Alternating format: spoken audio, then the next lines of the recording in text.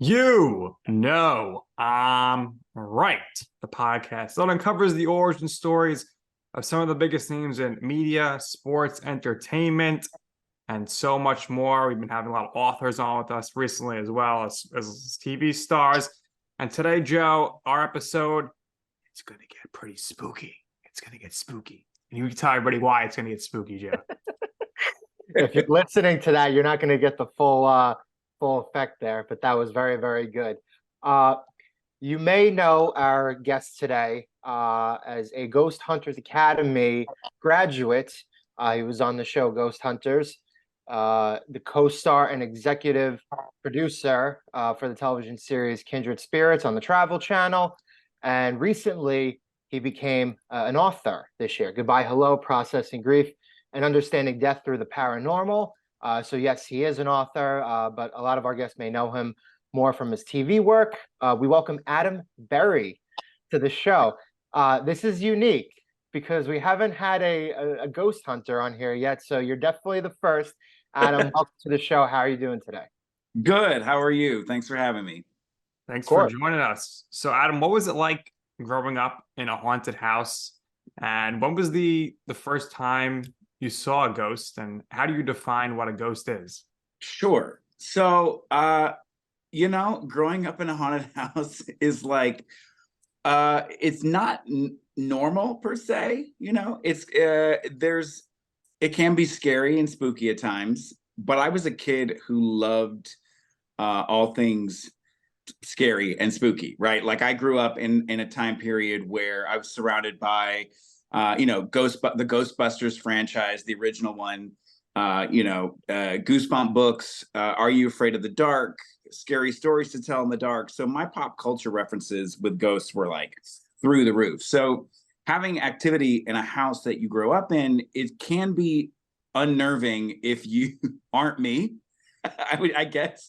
I was very much that kind of kid who liked the things that were happening in the house.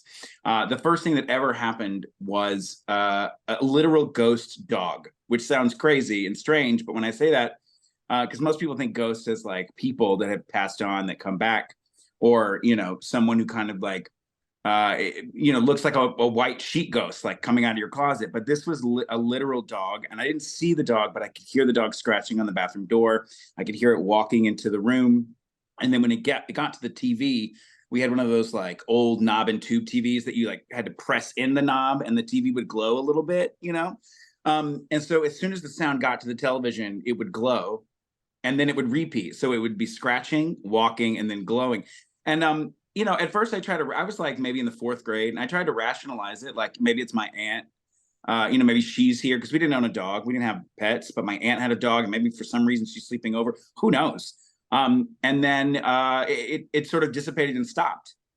And that was the first time that I was like, oh, that was really weird. That was very strange. And then, through the course of growing up in Alabama, we always heard, people walking down into the basement when nobody was there. My parents would be sitting in the bedroom or things would go missing that were right in front of you and now they're gone. So, to me, it was an interesting childhood. But, to your other point, what is a ghost? I mean, basically a ghost is someone who was once living like you and I, who no longer is living. They are in a different form, whatever, that is to you. The theory is that they're made up of energy, right? They're made up of things that we can use equipment to interact with them. But they are people. They are people who are no longer living that generally want the same things that you do today while you're alive.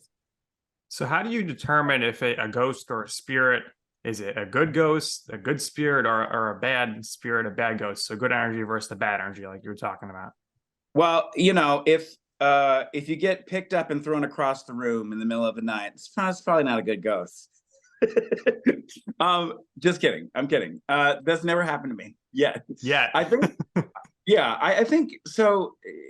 Really, it's your perception. It's our perception, right? Like, so if you were to interact with a ghost, your perception of them is based on the activity that they create, right? So if you get scratched or pushed or touched or something is actually thrown across the room. All of those things have happened. If you're not used to that kind of thing, you may think immediately this spirit or this ghost is bad, right? It's a bad ghost. It's a maybe a demonic entity. People throw that around a lot. But the idea is, for us, I just think they're trying to get your attention. Like, I just think they're misunderstood. I think if you get scratched or pushed, it's almost like they overshot the basket. They wanted to get your attention for some reason. Like, there's some reason why they wanted to get your attention. And it's not to scare you. Like, you don't go around and like push people and scratch people to scare them, right? Like, on a normal basis, you say, hey, and you tap them on the shoulder to get their attention. But imagine that happening to you and you can't see the person that's tapping you, right? That can be terrifying. So I think, the difference between a good and a bad ghost is our perception. I think also, if you're a jerk in life, what's to say you're not a big jerk when you're dead and all you want to do is mess with people and, cause havoc? Sure. Like, why not? Like, I think that's the case. But we've interacted with both kinds, good and bad and mischievous and tricksters, you name it. And we've interacted with people that are like that. So what type of abnormalities around the house would you say would constitute the thought that, okay, maybe there is some type of spirit in the house? Yeah, that's a really good question. So you right now both of you I'm assuming are in your homes, right? Like, you're in your home office or wherever. So how things operate in your own house. So you are familiar with everything that's happening around you. And then there might be one day where something happens and you're like, that is really weird. That's very strange. Or you might see something out of the corner of your eye, or you might hear footsteps coming down your hallway when no one else is in the house. Or you might hear somebody talking in another room and you're like, did I leave a TV on? And you go and open the door and nobody's talking. It's little things that catch you off guard that are not normal to you. So it's paranormal, right? It's not a natural thing that you've experienced. It's supernatural. Those are the most frequent signs that your house could possibly be haunted. But you always have to look at the logic, right? If you hear footsteps or you hear somebody talking in another room, you need to not immediately jump to conclusions and say it's a ghost, right? Figure it out. Are your pipes heating up, right? Are the clanking of the pipes making the sound of the footsteps? Is there some sort of like, for instance, audio matrixing, where like the hum of a mechanical device somewhere in your building, somewhere in your house, somewhere outside creates, your ear wants to make sense of it, right? So sometimes you're like, do I hear a voice? Oh, no, that's just, a piece of equipment on the street, like down a block or two, right? That you can sort of hear through your windows. So it's like trying to figure out what it can be, because nobody really wants their house to be haunted. That's first and foremost. Nobody really wants a ghost. So figuring it out logically is best. And then when you can't do that, then you can begin to entertain the idea that maybe possibly there's somebody here who's non-living that wants to interact with you. Interesting. So do you think that babies see ghosts and spirits? And do you feel that if you're not trained like you are, that children, they are more attached and they're able to see those things easier? For example, my father-in-law, he says when he was a kid, Dean Martin was sitting at the edge of his bed. So I don't know if you ever seen Celebrity Ghosts either, but he was a kid. So he kept seeing all these people that from his family that either passed away or people he knew, and they were always visiting him when he was a child. He still sees some things, but he's felt like as a child there was more. So I have a young child now, a baby, and oftentimes we catch him staring off into space on the side, and he's smiling and laughing for some reason. So what are your thoughts on the children seeing these spirits? Yeah, so I think now everything is theory, right? So I think, and there's a theory that's out there that I love to entertain, that babies, that very young children are sort of connected to whatever afterlife energy that might be around them, more so than we are as an adult. If you think about a kid, when you were a kid, you could pick up a stick and that stick was a sword, right? No matter what, you couldn't tell yourself anything differently. Your imagination was your playground. you would make forts and you would create environments and things as a kid that you were so in that moment, right? You were connected to whatever that is. And as you grow up, you lose that, right? We become more serious. We become more about, living life and making money and making sure that we like growing up and being an adult, right? And you lose that imaginatory situation. So I'm not saying that ghosts are imaginary to kids.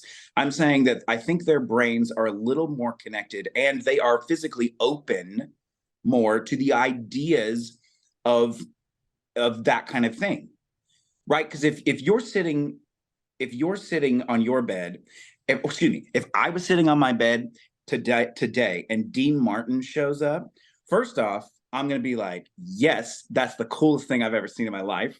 Let's talk about the Rat Pack. Let's talk about everything. Let's talk about everything.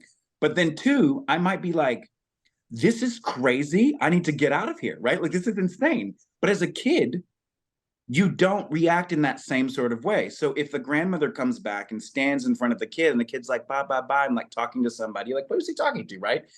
That kid could actually be seeing something because that kid doesn't know any better. That kid does not know that this should not be occurring, right? And we've sort of blocked that off in our brain as you get older. So yeah, I think there's something to it, especially when you have those children who like begin to talk and tell stories of like World War II, and they say that they are reincarnated of this person. There's no way for this kid to know any of this information. Can describe how to fly. There's a kid, I think he could describe how to fly a bomber from World War II. Could literally describe it, but he's like, what, 4? There's no way he would know that. And so I think looking at that kind of stuff is really, really interesting. And so, yeah, I mean, I don't want you to look at your kid today and be like, and then he starts talking, or they start talking to somebody they can't see. And I don't want you to immediately be like, it's a ghost. But I think it could be possible for sure. Again, gotta entertain it. Yeah, I mean, I don't know if you've ever been to like a lot of these universities and colleges that were haunted. Like my wife, she went to Wagner College. They film a lot of movies there. Yeah. That's a place you should check out. And there was this incident where apparently some student at some point, I don't know if he took his own life or he passed away in the dorm, but he was very well known for playing marbles. And every time my wife's freshman dorm, when I would visit her, you just hear the marbles all the time. Yeah. So that's cool. No.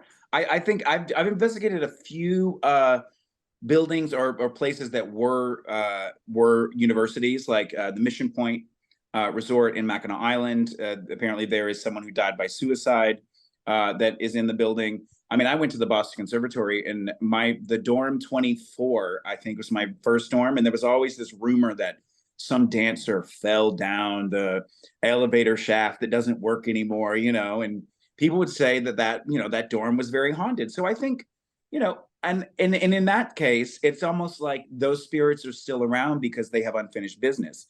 It's like they lived their life to a point, and then all of a sudden they're very young, they die young, and there's something else that they need or that they want, and they're reaching out. And what better place to do that than being surrounded by your peers, basically for the rest of however long you want to be here. Absolutely. So for you, Adam, as you're progressing here in your career and you're studying and you're experiencing everything, how did you end up landing the gig with Ghost Hunters for SyFy? So I first and foremost, everyone listening, please grab the book, Goodbye, Hello, Processing Grief and Understanding Death Through the Paranormal, because it goes into this information very, much more in depth than we have time for. But long story short, I was interested in the paranormal, growing up with ghosts. My husband and I, at the time, we were dating and we were living on the Cape. And we like to go and, as a hobby, look for ghosts. We would go to these old houses on Cape Cod and explore the afterlife, and we read books on it. And I had been reading books prior to that, so it was a culmination of a really intense hobby that we had that became a career because I saw a commercial on television that said, "Do you have what it takes to be a ghost hunter?" And I said, "Yes, I do," and basically applied like everybody else. And for some reason, the producers of Ghost Hunters Academy liked me, and they liked my story and my experiences that I've had. And I ended up being on Ghost Hunters Academy, which was a competition reality show where they put 8 cadets in the most haunted places in the country, and each week they would vote someone off based on their ability to not perform the methods of TAPS, which is the investigation team on Ghost Hunters. And I won that show, and I got a spot on Ghost Hunters, and I stayed there for 3 years. So that is how I got to be on Ghost Hunters. But I think the biggest thing is the evolution of the work that we're doing. So I started out by just wanting to have experiences. I just wanted to see a ghost. I wanted to hear a knock. All right, that's what it was. And then it got to a point where I had seen all that. I had seen a lot of stuff. And now we transitioned into, well, why are the spirits still here? What is their purpose? And so now, instead of just looking for ghosts for activity's sake, we are looking to verify the haunt, but also we want to know who they are, why they're here, what do they want, do they need anything, right? Is there anything that we can do on this side to better assist their journey on the next side? And so that's kind of where we evolved from sitting in the dark with a flashlight and being like, knock for us, which is fun. And I don't doubt it. It's fun. I like to do that too. But now it's turned into a bigger purpose. Absolutely. So, like you said, go check out the book, Goodbye Hello, available wherever you get your books, more details on your beginning story, of course, an origin story on that and everything as well. So how did you pivot there and then get Travel Channel to greenlight Kindred Spirits, which you're the executive producer of as well? And really, what goes into making an episode? Sure. So Amy and I, we left Ghost Hunters because Ghost Hunters was awesome. It was a lot of fun, but we were on the road at that point almost 300 days out of the year. So it takes a toll on your family, your relationships. Amy had just had her child, and she was on the road, and we were partnered up together on Ghost Hunters. And there came a point where it was we were tired, and she was like, well, I don't know if I can do this anymore. I want to spend more time with my child, and we travel a lot. And I was like, well, if you're not going to be here, I don't want to be here. And so she and I, after season 9, left, and we didn't really have a plan to do our own show. It wasn't something that was not necessarily on our radar, but it wasn't something that we were looking for. But people were knocking. People kept knocking, and finally, Destination America said, we would like to have a meeting with you, And so we put on paper what we wanted to do if we were to do another show, and that was Kindred Spirits. The treatment that we wrote, that we presented to Destination America, is exactly the show that you see. It's all about exploring the truth behind the haunt using research and analysis and family history and ancestry and land deeds and surveys and interviews to figure out who is haunting the location based on activity and fact. And we had a pitch meeting. It was supposed to last 10 minutes. It lasted 45 minutes. And then 2 months later, they greenlit it. There was no sizzle. There was no, we need to see you on tape, on film. That was it, which does not happen anymore, by the way. That's not going to happen. It's like not a thing that happens. But we were lucky, and they picked it up. And before our first season aired, we started filming, and before it aired, TLC, the head of TLC, caught wind of it and said, we want it for TLC. So it premiered on TLC instead of Destination America, but we had the same group, the same 3 people. And those 3 people that were with us, that greenlit us, carried us through 6 seasons of that show from different networks. Like we went from TLC to Travel Channel, Destination America, TLC, Travel Channel, Discovery Plus, Max, mergers. Like it's been a really wild ride, and that's basically it. And what's crazy is, like, people are like, well, how can I get a TV show? I'm like, the answer is you can't. You really can't. It's just like, it's not up to you. You can have a really good idea, and you have to hope that people believe in it. And I think they did believe in it. They believed in us because what we were doing was very different than the genre that you saw on television at the time that the show started airing. Yeah, and TLC at a point they were kind of going all in on this stuff. Your show, the Long Island Medium. I don't know if you ever met her. Oh yeah, I did. I met her. So what was that like? Yeah, she was cool. She's very sweet. We went to a Christmas party, and she looks the exact same. And we got a picture with each other. I mean, she didn't go around like telling people anything, you know. You should, but, Matt. I want to know what you should look into bringing her with you on one of these. What ghost we do? hunts. So yeah, so I would love to use Long. I would love to have her on. The difference is though, so we use Chip Coffee, right? So Chip Coffee comes onto our cases, and the thing about Chip is we always say this, and he loves this, but we always say that he's a tool in our tool bag. So he will come in, read the space from a psychic perspective, and then if anything that he says matches up to things that we already know that he doesn't know, then that's great, because we're like, okay, cool, maybe we have a direction. And then things that he says that we don't know anything about, we'd love to like verify it or factually back it up or see what happens. The thing about Teresa and even Tyler Henry, who I interview for the book, I can't speak for Teresa, but I think it might be the same. She receives her information from the other side about somebody, right? So she is going to people and saying, there's somebody with me that resembles a father figure. Did you lose somebody? Right. So they're trying to help you with your own grief, right? But like Tyler, he has never experienced a ghost on this plane. He gets his information from something else, presents that information to the person he's talking to, but he's never seen a ghost standing in front of him. And, you know, and I don't know if that's the same for Teresa, but I assume so. Maybe not. Somebody DM me and let me know that's not true. But but for Chip will walk into a space and go, yeah, there's somebody here who is male.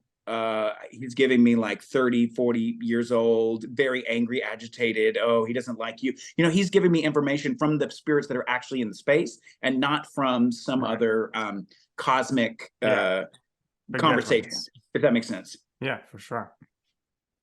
So what goes into writing the book? Because dedicating time for TV and dedicating time for writing are two entirely different things. And let's talk about the book a little more. What is one big lesson that readers can take away from Goodbye Hello? Something that maybe they didn't know before, they didn't think before, that it changes their opinion or changes their view of things after reading it. Yeah. So I think my favorite thing is that you don't have to believe in ghosts to get something from the book. You can believe in ghosts. That's totally fine. You don't have to. And I think that was a big deal for me, because I didn't want to alienate people that are skeptics, because at the heart of what I do, I'm skeptic always. I mean, you need to prove it to me, right? Like I need to see it or feel it or hear it. And so I wanted to make sure I didn't alienate those people. And I think the biggest surprise that, you know, those that are reading the book find is that it's universal. The ideas and the conversations, whether you believe in ghosts or not, is a universal theme.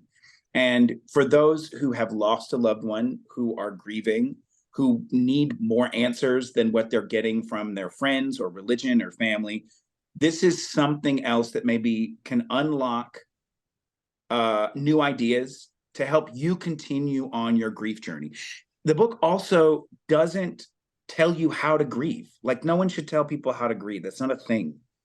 So it's not a guide to grieving, but it's a way that you can receive different ideas based on what I know from my investigation career, talking to spirits on the other side. What have they said to us about death and the afterlife that can help us better understand, you know, where my grandmother went, or why do I feel that they're here sometimes and then they're not?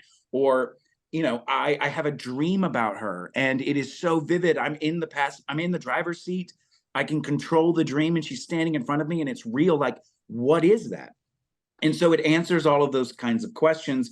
And we also talk about like the end of life experience, what people say when they're, you know, in the hospital and they're dying and what they're experiencing, and how does that relate to the afterlife and the paranormal, or near-death experiences? Like, how are people changed from that experience to better understand what is next, you know? And so I think the book is for everyone. If you like ghosts, there's really great stories in it, right? And there's really great insight on ideas that I've been exploring for 15 years.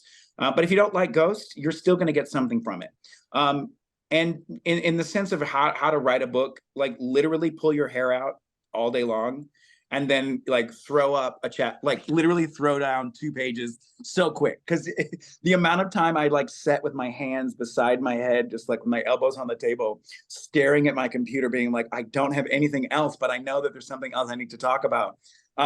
It was very difficult. It was very hard. It took me about a year to write it all out, but these were ideas and topics that I have been exploring for years and years and years. So once I got a groove, once I got my groove, it became easier, right? But it is very difficult. Also reading the audiobook, I read the audiobook. That's a game changer. If you ever want to like critique your work after the fact, don't read.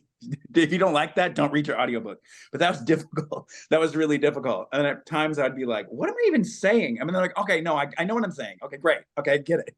But it's weird. Yeah. So you talk about a lot about the humanization of ghosts, and kind of going back to what Nick was saying before, are there good ghosts? Are there bad ghosts? We talk about the whole grieving process. If you lose a loved one, is that presence still in your life, in the house, right? So talk about what it means when you say humanization of ghosts, and how is that explained in the book? So ghosts are people too.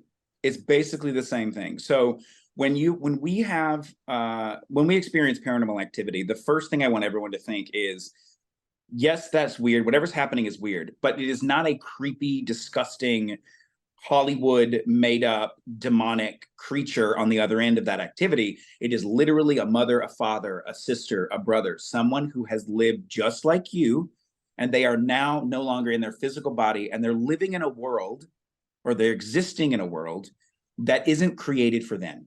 This world is created for the living. We can smell, touch, taste, interact, have conversations, get things from each other. But they are hard to see and hard to hear. But they still want the same human traits and qualities that we want. And so as investigators, I encourage people to find out what that is, try to give that to them, and maybe ease whatever burden they are still shouldering, even though they are no longer here. And so that's what I mean by the humanization of ghosts. It is looking for activity or experiencing activity that is the same thing as a person in your room doing the same thing. It's the exact same thing. Give us your funniest and also your scariest paranormal encounter. Oh God, that's hard. Funniest. Oh, okay. So, okay. Here's the funniest. I'll do the funniest first. Amy and I were investigating a carriage house in Maine, and it used to be a rehabilitation center for drug and alcohol abuse. We were having conversations with a gentleman, we assumed 1970s, who was really pervy. I'm talking really inappropriate. And this ghost basically said he wanted a threesome, but not with me. He wanted Amy, and he wanted another chick, but he didn't want this threesome. And it got really inappropriate. And to a point where we were you can watch this episode, where Amy's like, I don't think we can air this. She's like, I don't think we can air this on television. This makes no sense. But we did. You'll see it.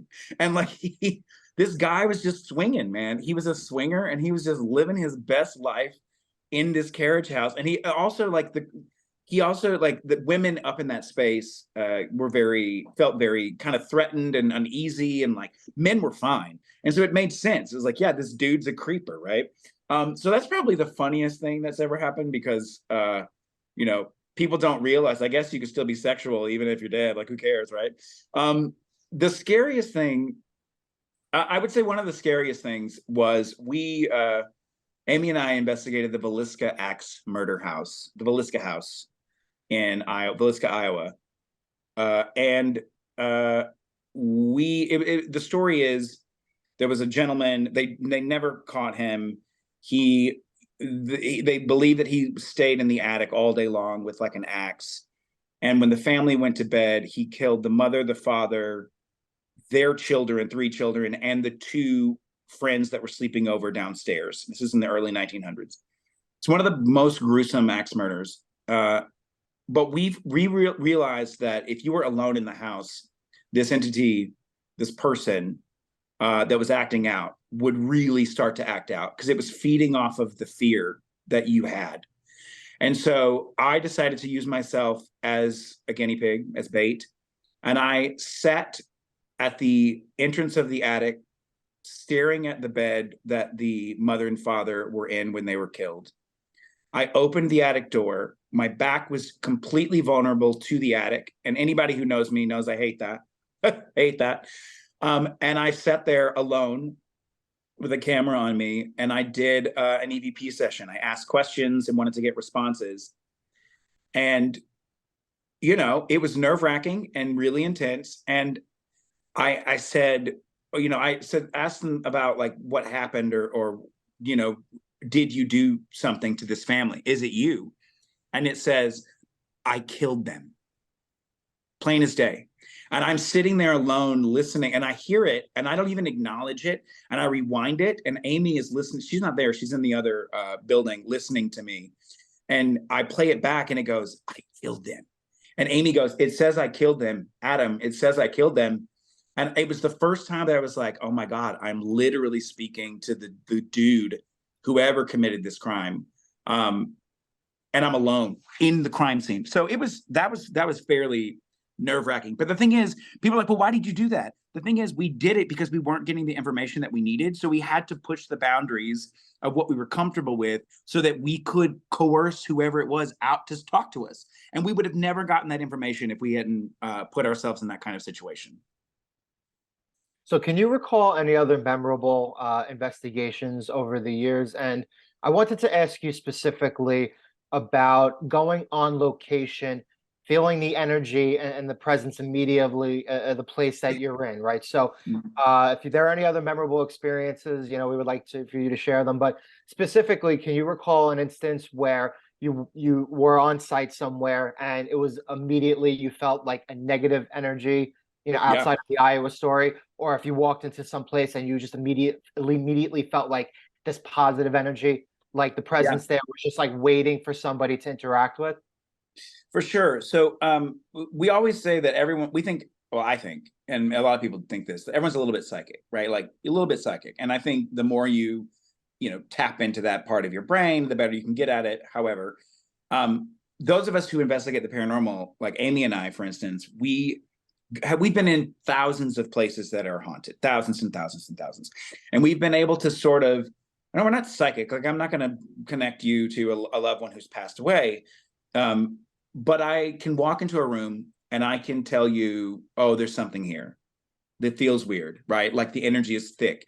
And the best way to describe that for anybody who's never experienced this is if you've ever been house hunting or like apartment hunting and you walk into a place and you're like, oh, this place feels good. Like, I love this. I love the vibe that I'm getting, right? Or you walk in and you're like, oh, something about it is off. So I don't like it, right? Something about it's not right. It's the same concept. And so we can walk into a space and be like, this room feels weird. Let's sit here for a minute and see if we can interact. Now, when I say weird, I just mean like, not necessarily negative, but like the energy is heavy. And I think the thicker the air is, like the thicker that energy is, where you feel like you could cut it with a knife, I think the more aggressive the entity is on the other side, right? And then sometimes we'll have these conversations and we'll ask questions and we'll get answers, and then all of a sudden we won't feel it anymore. And we'll be like, oh, that feels really different, right? We should probably go. This doesn't make any sense, And so I think that's one way to look at it in terms of like how you can tell whether or not something is there. But on the flip side, the positive side, like that's why we kind of use equipment, like not kind of, but when we use equipment and we see a spirit or entity interacting with something that they really enjoy, specifically if you're talking about a child spirit, or if you're talking about any equipment that plays music, for instance, like sometimes spirits really love that stuff. He's like, I can make this go off. Cool, right? I'm gonna do it again. And I'm gonna like talk to you. And I really want to like be a part of this conversation, like the creeper in the carriage house. So it's like, though, like that creeper, he was creepy, but he wasn't like bad. He was just a little pervy and like having a really good time. And so you can sort of feel that energy and you feel that vibe. And it's the same thing when you're at a party and you're meeting people that you don't know and you say, hi, my name is Adam. What's your name? It's the same concept. You get weird vibes from people. You're like, that dude is really strange. I'm not going to be near him anymore. Or like, you know what I'm saying? Like, I don't want to be around that guy. He's really weird, or like an energy vampire, whatever you want to call it. You're like, I don't like it. It's the same sort of concept. And I think, that it takes, it's like an acquired taste, I think, to notice that kind of thing. But you would be surprised how many people, when I say it's like looking for an apartment or a house, they're like, oh, I know exactly what you mean, right? And then they start to hone that in, right? They'll go to a place that's supposedly haunted, and they'll sit there for a minute and be like, oh, it does feel weird in here, right? Like, oh, it feels weird. Like, let's sit here for a minute and see if we can investigate ghosts.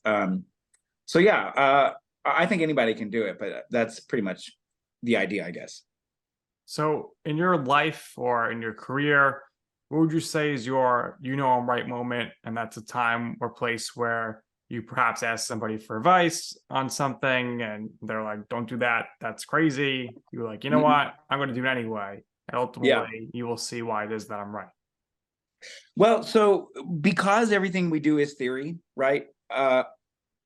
A lot of the things we do is pretty crazy, right? Like it's pretty crazy. And so, I think sometimes it's like shooting, it's like throwing everything against a wall and seeing what sticks, because we have our methodologies, like our methods, right? We use recorders, we ask for knocking, we try to get information from them so that we can better understand them. And when none of that works, when none of that is like, or maybe we're getting something, but it's not really getting us anywhere, I always think that we're not doing something right. There is a piece of information or history that we don't know. There's something that we need to bring up that we're not talking about. There's something that we're missing. It is not their fault, it's our fault. And so we've done really crazy experiments. Like there was a case where we did the Crocker Tavern house. And it was my friend owned the house. And she would see this woman running into her bedroom at night saying, help me, right? And she had a newborn child. Not okay with that. Like she doesn't not a ghost person. Like this is not okay with her. The house was built in the 1700s. It was around during the Revolutionary War. But this woman would come in and just say, help me. And we figured out through research and interviews that there was a train accident that happened less than a mile away from the house. And a woman, Wilhelmina Crocker, was thrown from her car when the train hit her car in like the 1920s or 30s. And she died. And her maiden name was Jones, and her grandmother lived next door, which was a house that is now the Historical Society, and they're never open. And so our theory was she was reliving the accident in a way where she was running for help, but the only familiar houses near the area for her is her grandmother's house, which is always closed. Nobody is there. Or the Crocker Tavern house, which sits right next to it. And so we felt like maybe she's coming in and looking for help. But we could not get the information. We were getting information, but we couldn't verify it was her. And so we did this really crazy experiment where we thought we were nuts. But Amy went to the train tracks, right, with her recorder to see if she could basically trigger the activity so that I could have the experience in the house of this woman coming in or talking to me or whatever. And we synced our camera operators up. She went one way, I went another way. And when you play back what happened side by side, I start answering her questions that she's asking almost a mile away. From listening to the spirit box, hearing this woman talking, I hear an explosion. I hear the word ow, like she was in an accident. And as soon as I say that, this is mid-December on the Cape. There are no trains. There's nothing. The entire arm, the arms of the crosswalk start going ding, ding, ding, ding, ding, ding, ding, and come down and sit. And Amy's like, oh my God, there's a train. You can watch her. And she's like, oh my God, there's a train. There's a train. And then it goes ding, ding, ding, ding, ding, ding, ding, ding, ding. After I say ow and hear an explosion. And then you hear, and then it just stops. And the arms of the train go up, and there's no train. The arms of the crosswalk go up. There's no train. And it was as if we triggered the activity. We triggered this like residual energy of this accident. And it happened. It was like the craziest thing. And when we played it back, we didn't know what we had done. Like, we were like, what have we done? Like, what have we unlocked? You know? But you can watch that episode, and it's like one of the craziest off the wall experiments that we ever did. And still to this day, I think we were nuts, but it worked. And so why not, you know? Well, you know what they say, reality is stranger than fiction, right? 100%. People Love it. like, people are always like, why aren't you scared of ghosts? I'm like, I'm scared of real life people. They're nuts. Real life people are crazy nuts, right? I'll take a ghost any day. Nick and I certainly agree. So one last time here, your book recently came out last couple months, Goodbye Hello, Processing Grief and Understanding Death Through the Paranormal. Go pick it up on Amazon or wherever you get books. So what we do, Adam, here is we appreciate you taking the time doing with us. We always give our guests the last words. So if there's anything else you would personally like to share, promote for yourself beyond the book, by all means, go ahead and do so. Talk a little bit about the book here at the end. If you have it in front of you, we always like to show it for the audience. I don't know if you have it around you. I have 37 in my car. I have 37 in my car that I have not unloaded.